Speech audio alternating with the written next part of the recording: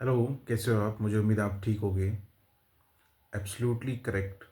अगर हम प्रॉब्लम्स को समझते हैं और समझना चाहिए कि व्हाट वो रीज़न क्या रहा, वो प्रॉब्लम है आई तो उसका रीज़न क्या रहा। मुझे लगता है उसका रीज़न, प्रॉब्लम्स का जो मेन रीज़न था वो ये था कि शायद मैंने प्रॉपर टाइम नहीं दिया। हम लोग टाइम नहीं दे पाते हैं, सिचुएशन को समझ नहीं पाते हैं। हमारा दिमाग जो होता है वो कहीं और होता है और दिल जो होता है वो कहीं और होता है। तो इस ये जो प्रॉब्लम आई उसका मेन रीज़न यही था कि दिमाग था कहीं और दिल था आपके पास। तो बिल्कुल प्रॉपर आपकी बातें सुन रहा था मैं, आपको समझने की कोशिश कर रहा था और मैं चाह रहा था कि आपकी आपकी जो दिल की भावनाएं हैं वो समझें।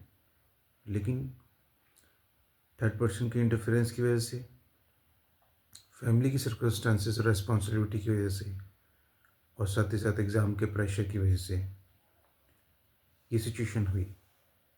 ऐसा नहीं है मैंने आपकी बात नहीं सुनी, प्रॉपर मैंने आपकी बात सुनी। आपको टाइम उस हिसाब से नहीं दे पाया जिस हिसाब से आपको चाहिए था, लेकिन मैंने पूरी कोशिश की।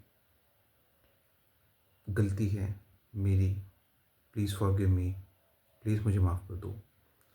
क्योंकि गलतियाँ इंसान से होती हैं और जब गलती हो जाती है तो उस गलती को माफ़ कर देना चाहिए, क्योंकि माफ़ करने वाला बड़ा होता है।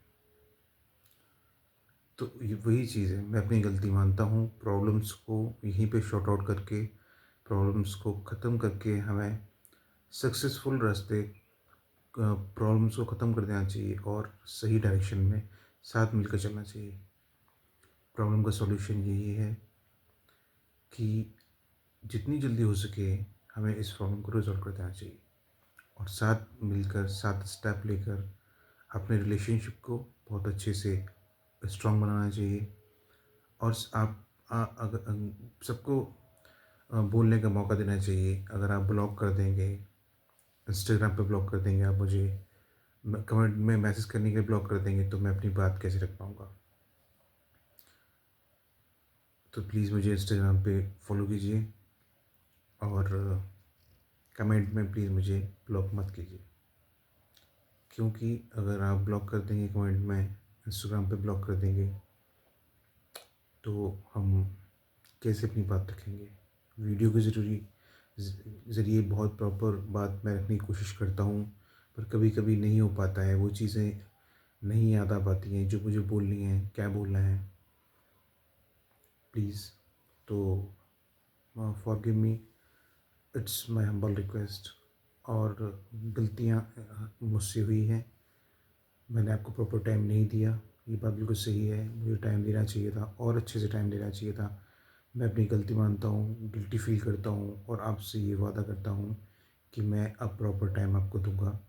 आपकी सारी इमोशंस, सारी फीलिंग्स को मैं समझता हूँ और मैं समझूँगा। और मैं जानता हूँ कि we are made for each other और हमें अपने इस रिलेशनशिप को बहुत अच्छे से इम्पोर्टेंस देकर, जैसे कि आपकी मेरे लिए, मेरी लाइफ में बहुत इम्पोर्टेंस है।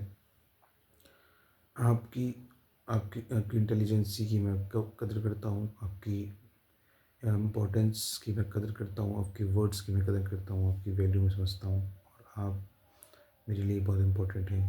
प्लीज़ मुझे जो है समझने की कोशिश कीजिए और साथ ही साथ इस प्रॉब्लम को रिजॉल्व करते हैं और एक अच्छा सा स्टेप लेते हैं साथ चलने का और अपनी फीलिंग्स को, अपनी इमोशंस को, अपनी सक्सेस को, अपनी लाइफ को और बेहतर बनाते हैं साथ मिलकर। ठीक है?